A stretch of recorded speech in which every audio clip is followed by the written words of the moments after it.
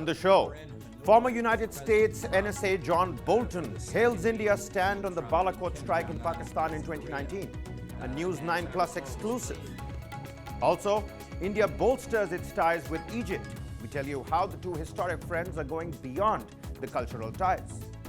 And after cracks in the holy town of Joshimath, similar cracks are now seen on the Badrinath highway.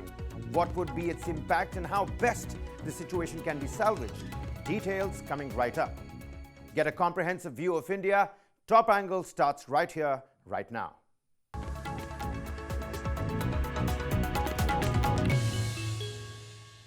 This is a News9 Plus exclusive. Justin Thomas, special correspondent News9 Plus, speaks to former U.S. National Security Advisor John Bolton. The former U.S. NSA recounts the aftermath of India's surgical airstrikes on the Jaish-e-Mohammed training camp in Balakot in Pakistan. Amid the talks of a nuclear escalation back then, Bolton reveals how India behaved responsibly. Listen in. Thank you, Ambassador John Bolton, for speaking to News9 Plus. My question to you, your cabinet colleague Mike Pompeo recently in his book said that an Indian foreign minister had called up after the Balakot airstrikes and said that Pakistan is raising the issue to the nuclear level. Could you explain as to what transpired on that day? Right. Well, I haven't read the book myself. I've seen some press articles about it. I actually wrote about that incident in my own book as well. We were in Hanoi with President Trump for the second meeting between Trump and Kim Jong-un of North Korea. And as I recall, it was late in the evening when we heard from Washington that there had been military contact between forces of India and those of Pakistan, and that there was concern that was being expressed, I think, from the Pakistani side to the U.S. military that this could escalate, and they were quite worried about what India was going to do and whether the conflict would become nuclear. So Mike Pompeo and I were basically in the presidential quarters in the hotel where we were all staying, and we got on the phone. My recollection was with Ajit Doval, who was then my opposite number on the Indian side, and we wanted to hear what the Indian side of all this was. And Ajit Doval, as always, was right on top of the circumstances. He explained what was going on. He said he felt that India had operated in self-defense. And we, both Pompeo and I, said we agreed India obviously had a right to self-defense, and we urged that he be prudent, and that we were going to tell the Pakistani side to be prudent as well.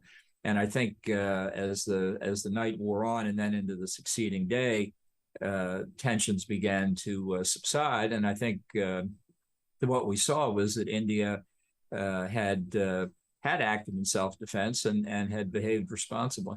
So what exactly did NSA Ajit Doval tell you on that day while you had a telephonic conversation? Well, on specifics, to the extent I remember them, they're in my book, but I think he described what India had perceived had happened from the Pakistani side, a terrorist attack, is my recollection, and that India had gone after the base where they thought the terrorist attack had originated.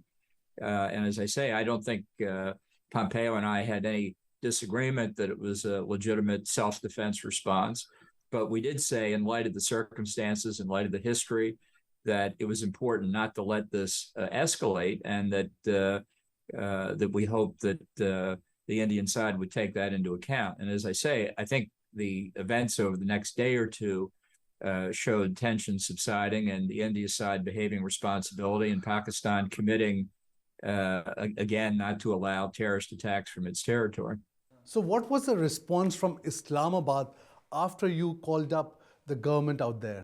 Well, I don't think that evening, as I recall, Pompeo or I spoke to anybody on the Pakistani side. I think there had been communication. I think State Department officials, perhaps at the ambassadorial level in Islamabad, were in touch with Pakistani officials, and I think our military was as well. But from my side, I couldn't tell you what every element of the State Department was doing, but from my side, the main thing was to be in touch with Ajit Doval, which I've just described. Moving on, India and Egypt have agreed to take their ties to the next level. Under a new long-term framework, the two countries have agreed to transform what was earlier a key bilateral relationship to what will become a significant strategic partnership. Now, India pulled out all the stops for Egypt President Abdel Fattah al-Sisi's three-day visit. Sisi, besides being accorded a ceremonial welcome at the Rashtrapati Bhavan and a state banquet hosted by President Draupadi Murmu, was also India's guest of honor on its 74th Republic Day.